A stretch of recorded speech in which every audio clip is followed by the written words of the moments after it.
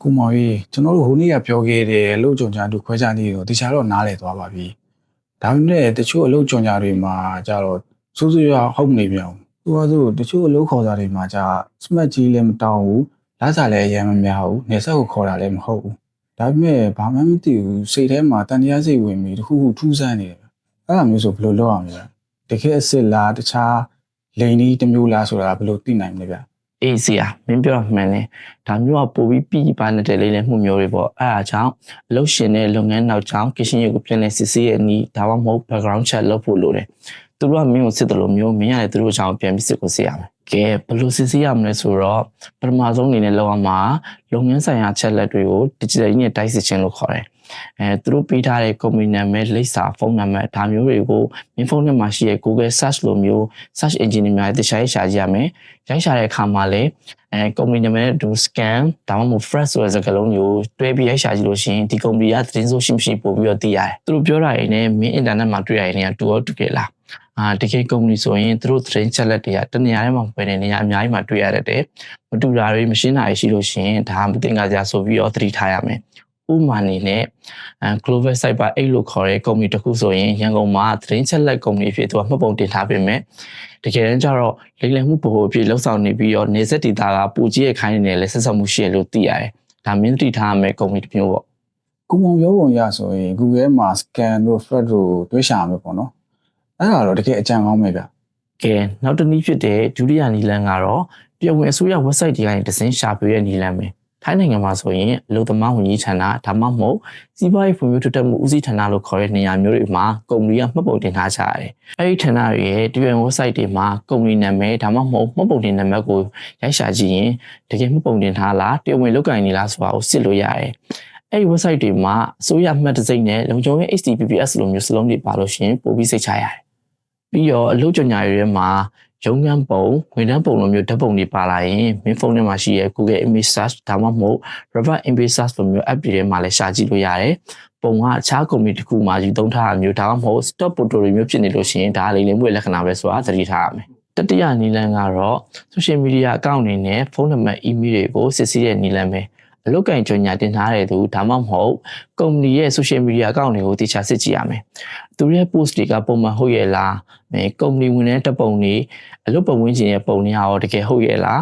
။ပြီးလို့ရှိရင် account ကအသစ်ကြီးလား follower နည်းနေလားဆိုတာကိုတိကျစစ်ကြည့်ရမယ်။ account စစ်မှန်ဆိုရင်ပုံမှန်လှူရှားမှုတွေရှိရမယ်။ follower လည်းအသစ်တင်ရှိရမယ်။ပြီးတော့သူတို့ပြီးရဲ့ဖုန်းနံပါတ်နဲ့ email လိပ်စာတွေကို Google မှာရှာကြည့်လို့ရတယ်။သူတို့ပြီးရဲ့နာမည်ဒါမှမဟုတ် email ကလိမ်လည်မှုတစ်ခုခုနဲ့ဆက်ဆက်မှုရှိမရှိလဲရှာကြည့်လို့ရတယ်။ Facebook မှာတချို့ကြော်ညာတွေမှာပုံတွေလည်းမရှိပဲစာပဲရှိတာမျိုးတွေ့ဘူးလေအဲ့လိုမျိုးဆိုရင်ဖုန်းနံပါတ်နဲ့ email ကိုပါစစ်ရမယ်ပေါ့နော် ဟုတ်တာပေါ့ဖုန်းနံပါတ်နဲ့ email မှာတွဲစစ်ရင်တော့အကောင်းဆုံးပေါ့ကွာ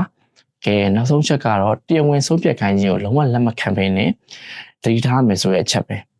ဲတရားဝင်အလုပ်တွေကပုံမှန်အဖြစ်မျိုးဆုံးဖြတ်ဖို့အချိန်ပေးကြရကွာအဲ့လိုမှမဟုတ်ဘဲနဲ့ချက်ချင်းလာခဲ့ပါချက်ချင်းလက်ခံပါချက်ချင်းငွေသွင်းပါဆိုလို့ရှိရင်ဒါလိမ်လည်မှုဆိုတာလုံးဝသတိထားရမယ်သူတို့တွေကမင်းကိုတခြားစဉ်းစားခွင့်မပေးဘဲနဲ့အလင်းဆိုလို့လောက်ခိုင်းတာဖြစ်တဲ့ကြောင့်မို့လို့မိမကနေပြီးတော့တတိကြီးထားဖို့လိုတယ်ပြီးတော့အချို့အခြေအနေတွေမှာကုမ္ပဏီကိုကိုယ်တိုင်သွားပြီးစုံစမ်းမှုလိုလာနိုင်တယ်အဲ့လိုသွားတဲ့အခါမှာအရေးကြီးဆုံးကတော့မင်းတယောက်တည်းမသွားဘူးပဲကိုစိတ်ချရတဲ့တကယ်ချင်းဒါမှမဟုတ်ကိုယုံကြည်ရတဲ့သူနဲ့အတူတူသွားပြီးတော့စုံစမ်းတင်တယ်အဲ့လိုစုံစမ်းတဲ့အခါမျိုးမှာလည်းအဆောက်အုံတွေကိုတန်းဝင်သွားပဲနဲ့ဒီမျိုးအဆောက်အုံပြေရနေပြီးတော့ပတ်ဝန်းကျင်အခြေအနေလုပ်ငန်းပုံစံအောင်တကယ်ရှိရလားလူသူထူထပ်ရလားအဲ့လိုမျိုးတွေကိုအပြင်ပန်းကနေကြည့်ပြီးတော့မင်းစုံစမ်းတာအလုံးစုံဆုံးပဲတကယ်လို့မသိငါတခုပဲဖြစ်ဖြစ်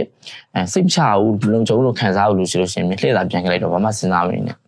ဟုတ်ကဲ့ပါကွန်မောင်ကျွန်တော်နားလည်ပါပြီနောက်ဆိုကွန်မောင်ပြောတဲ့ background check တွေ3ချက်နဲ့နောက်ကြောင်းကိုရင်စစ်ပါမယ်ရုံးရှိတဲ့နေရာတွေကိုတွားရမယ်ဆိုရင်လည်းအဖို့ခေါ်သွားပါမယ်တကယ်လို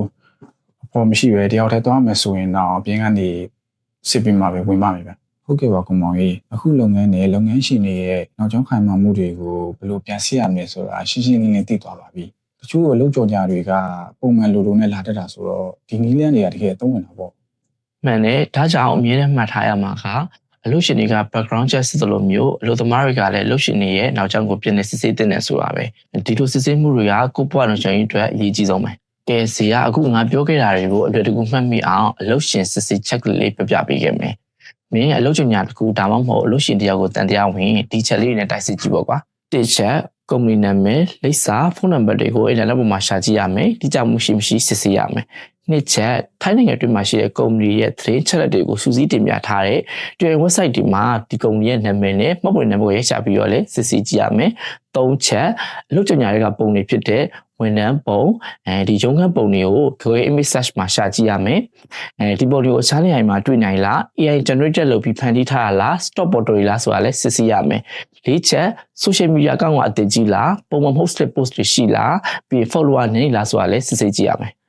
အားချက်ဖုန်းနံပါတ်ဒါမှမဟုတ် email ကို Google မှာရှာကြည့်ရမယ်အဲ့လိုရှာတဲ့အခါမျိုးမှာလည်းကိုရှာထားတဲ့ဖုန်းနံပါတ်နဲ့သတင်းချက်လက်တွေက scam report ရှိမှစစ်ဆေးရမယ်6ချက်ချက်ချင်းလာပါချက်ချင်းလက်ခံပါဆိုရဲအလင်းစလိုဆုံးဖြတ်မှုတွေရှိမရှိစစ်ဆေးရမယ်9အချက်ကိုယ်တိုင်သွားရောက်စစ်ဆေးတဲ့အခါမှာလည်းလုပ်ငန်းနေရာနဲ့အလုပ်ခေါ်စားတဲ့နေရာကထပ်တူကြမှုရှိရလားဒါမှမဟုတ်မတမာသောနည်းနဲ့တရားဥပဒေကင်းလွတ်တဲ့နေရာတွေမှာရှိလားဆိုတာကိုစစ်ဆေးရမယ်ကုမ္ပဏီတစ်ခုကိုအစိုးရရဲ့တရားဝင် website တွေမှာရှာတွေ့လားဆိုတာစစ်ဖို့ကိုအစစ်တင်ခွဲပြရေးမျိုးငါရှင်းပြပေးမယ်နော်အစစ်1 DPD Data Warehouse စီးပွားရေးကုမ္ပဏီမှတ်ပုံတင်ကိစ္စဆိုရင် DPD Data Warehouse website ကိုရှာပါအစစ်2 website သို့ဝင်ရောက်ပါရှာတွေ့သည့်တရားဝင် website လိပ်စာကိုတိကျစစ်ဆေးပြီးဝင်ရောက်ပါမှတ်ချက် website ဒီထိုင်းဘာသာစကားသို့မဟုတ်အခြားဘာသာစကားဖြစ်ပေါ်လာပါကဘာသာပြန်စနစ် browser translation ကိုအသုံးပြုပြီးနားလည်အောင်ဘာသာပြန်နိုင်ပါသည်အစစ်3ကုမ္ပဏီမြေဖြစ်ရှာဖွေပါ website ကြလာပါက search box ထဲမှာ business name သို့မဟုတ် ID ထည့်ရှာပါကသိကျင်သောကုမ္ပဏီရဲ့အသေးစိတ်သတင်းချက်လက်တွေကိုရှာဖွေစမ်းစစ်ကြည့်လို့ရပါတယ်အဆင့်4ရလဒ်များကိုစစ်ဆေးပါဒါကတော့အထူးသဖြင့်အပြောင်းကော်လာလူသမားတွေအတွက်ရည်ရွယ်ထားဖြစ်ပါတယ်ရှာဖွေရလဒ်မှုတွင်ထိုကုမ္ပဏီအချက်လက်များဥပမာမှတ်ပုံတင်နံပါတ်လုပ်ငန်းအမည်လိပ်စာလုပ်ငန်းမျိုးစပေါ်လာခြင်းရှိမရှိကိုစစ်ဆေးပါကုမ္ပဏီသည်တရားဝင်လုပ်ကိုင်ရှာဖွေ agency သို့မဟုတ်လူစွမ်းအားရင်းမြစ်ဝန်ဆောင်မှုအဖြစ်မှတ်ပုံတင်ရခြင်းရှိမရှိစစ်ဆေးပါ registration check website တွင်အလုပ်သမားခေါ်ယူမှုနှင့်ပတ်သက်သည့်တရားဝင်ကြေညာချက်များခွင့်ပြုမိန့်နံပါတ်များရှိမရှိတိကျစွာကြည့်ရှုပါကုမ္ပဏီလိပ်စာဖုန်းနံပါတ်ဆက်သွယ်ရန်ချက်လက်များသည်တိကျမှန်ကန်ပြီးရှင်းလင်းမှုရှိမရှိစစ်ဆေးပါအကယ်၍ကုမ္ပဏီကတရားဝင်မှတ်ပုံတင်ထားသည့်ကုမ္ပဏီဖြစ်ကြောင်းတွေ့ရှိပါက၎င်းတို့၏လုပ်ငန်းလိုင်စင်တက်တန်းကုန်ကြီးရှိမရှိကိုလည်းထပ်မံစစ်ဆေးသင့်သည်အချက်လက်မတွေ့ပါကအစိုးရ website တွင်ထိုကုမ္ပဏီကိုရှာမတွေ့ပါက၎င်းသည်တရားဝင်မှတ်ပုံတင်ထားခြင်းမရှိသောကုမ္ပဏီတစ်ခုဖြစ်နိုင်ပါသည်သို့မဟုတ်ကုမ္ပဏီအမည်ကိုစလုံးပေါင်းမှားယွင်းစွာရိုက်ပေးခြင်းဖြစ်နိုင်သောကြောင့်ထပ်မံစစ်ဆေးပါတရားဝင်မဟုတ်သောကုမ္ပဏီများသည်အလုပ်သမားများကိုလိမ်လည်ခြင်းအခွင့်အရေးချိုးဖောက်ခြင်းတွေပြုလုပ်နေတဲ့ဖြစ်သတိပြုသင့်ပါသည်ဒီနည်းတွေနဲ့အစိုးရနဲ့သက်ဆိုင်ရာ website တွေကိုဝင်စစ်လို့ရတယ်ဒီထက်တစ်ချက်နဲ့ညှိနေရင်တော့မှမင်းထူးသတိထားရမယ်စီဟာအကောင်းဆုံးကတော့ဘယ်လို့ကိုပဲလက်ခံခံကိုယ်ပိုင်အသိနဲ့ဆုံးဖြတ်ပြီးတော့မှလက်ခံတာအကောင်းဆုံးပဲဖြစ်မယ်ဟုတ်ကဲ့ကျေးဇူးပါကွန်မောင်ကျွန်တော် background ချက်တဲ့အခါတွေမှာဒီအချက်9ချက်ကိုဦးစားပေးအရင်စစ်ပြီးမှဒါလက်ခံဖို့ဆက်စဉ်းစားပါမယ်ဗျ